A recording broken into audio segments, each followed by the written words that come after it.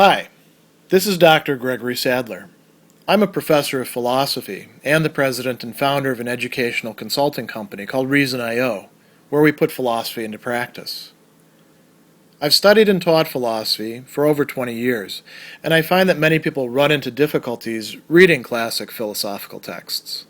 Sometimes it's the way things are said or how the text is structured.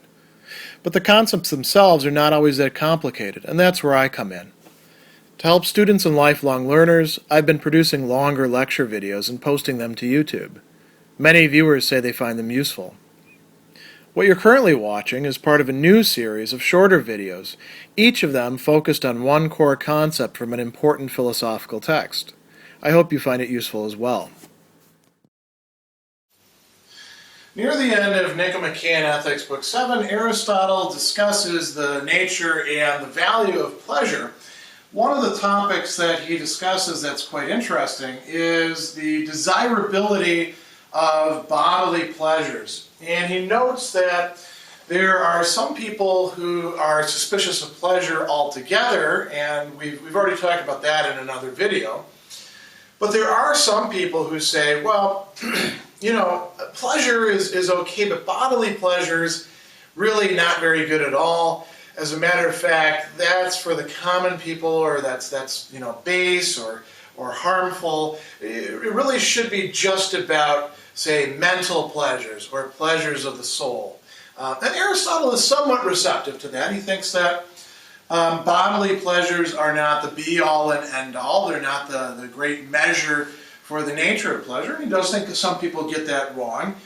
But he also wants to understand, well, why is it that we actually find bodily pleasures so desirable? Not only ourselves, but other people. So, he starts out by thinking in terms of human beings as being capable of a very wide range of pleasures. This is something that shows up in his discussions, not only in this work, but in many other places as well. Just think about the pleasure of taste. He contrasts human beings to other animals. Other animals like to eat this or they like to eat that. They enjoy this thing or that thing. We are actually omnivores. We're not only sort of a universal kind of animal with respect to building, technology and tools and use of the mind and reason and all that sort of stuff. We're also universal in the fact that we'll eat just about anything. In one way or another, and generally find some way to make it tasty. As a matter of fact, in this very section, Aristotle mentions the art of cookery as one that we could say is an art designed to give pleasure, right? But that's sort of a side issue. Now, some pleasures Aristotle thinks are better than other pleasures, and he talks about this in terms of them being more noble. This word noble that I've got here, kalon, being fine. Also, it's important to point out that in other places he'll talk about the noble or the fine person as being the genuine criterion for what is genuinely pleasant. He'll talk about some pleasures being naturally pleasant, but not being naturally pleasant in that same way necessarily to everybody because they haven't, sufficiently appreciated those pleasures. Those are pleasures that don't involve pain in some way. And to understand what he means by that, let's think about what he calls restorative pleasures. Quite a few of the pleasures that we experience involve a kind of setting things back into equilibrium, setting things back into balance. Consumption of food, consumption of liquid when we're thirsty. Great examples of this. Sleeping in on a Saturday morning, perhaps even into the afternoon, because we've had a long week of work and not getting enough sleep. That could be another example of a restorative pleasure.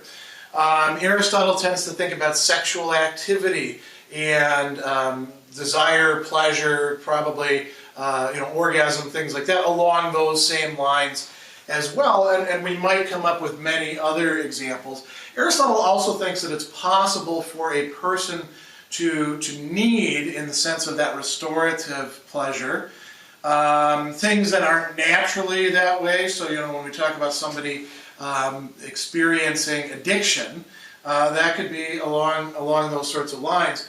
Think about smoking tobacco, right? When you first do it, you get this great rush, and it feels like your lungs are, scrunching in on themselves, and all sorts of cool things happen in your body. After a while, that first cigarette in the day may still be very pleasant, it tastes good, but you really want it because you need it. You need it to restore something that's not there. Coffee, caffeine addiction is like that as well. I can quite attest to that myself, having tried to wean myself off before, and not having been particularly successful. So Aristotle says that the pleasures of the body, this is a little bit earlier on in the discussion, are the ones that we're most often familiar with, and so he talks about them usurping the name of pleasure. What he means by that is they become, for many people, the paradigm for how we understand pleasure. We think of pleasures primarily in terms of bodily pleasures, what we put in our mouth, right? What we do with our mouths, what we do with our body, our sense of touch. We could think of other pleasures as well along these lines, but bodily pleasures are the ones Aristotle thinks that we're most familiar with.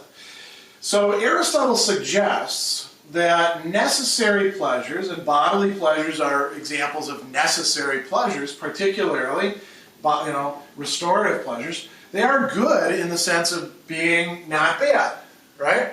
The opposite of them, the pain, is actually bad.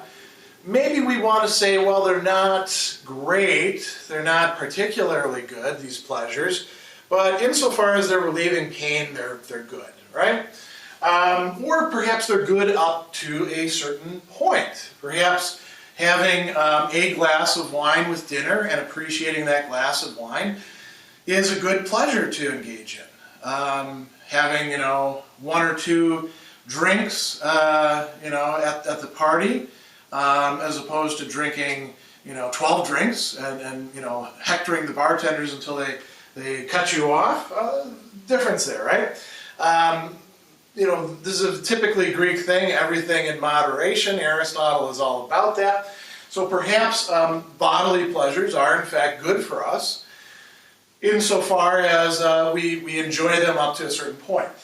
Now he says that's probably the right way to look at things, but we also want to understand why people go wrong with this. Why do people pursue bodily pleasures so exclusively or so single-mindedly to the detriment of the other pleasures that they could be enjoying, which would in fact be better for them? They wouldn't entail pain of some sort. They would be nobler. They would elevate them perhaps.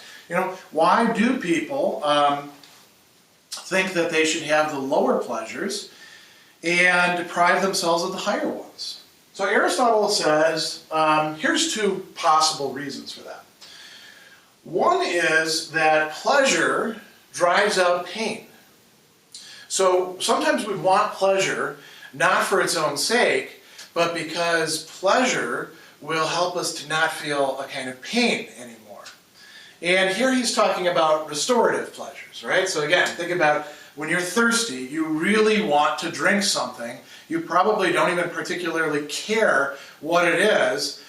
You'll drink an iced tea that you ordinarily would never purchase because somebody hands it to you and you're like, oh, I gotta drink something, right?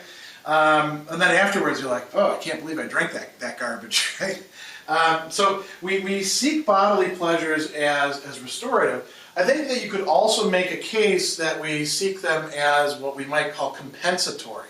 So when we're feeling pain in one respect, it doesn't even necessarily have to be physical pain, it could be psychological pain.